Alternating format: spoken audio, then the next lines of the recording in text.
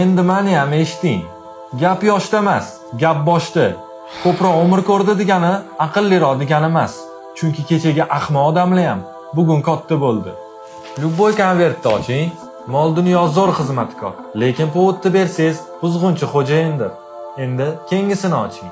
Belavzlar, ertaga beraman deb, ertasiga oyog'ini berganlarning ro'yxati, arzimagan pulli deb hurmatni yo'qotganlar. Bu spiskaga tushish bizga yarashmaydi. Endi kengisini oching. Yaxshilab qarang. Bo'shmi? Ba'zida siz kutgan narsalardan hech nima chiqmasligi mumkin.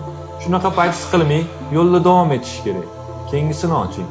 Xoyillar, kecha yoningizda qo'lingizni ushlab, ertasi kuni oyog'ingizdan tortadigan insonlar.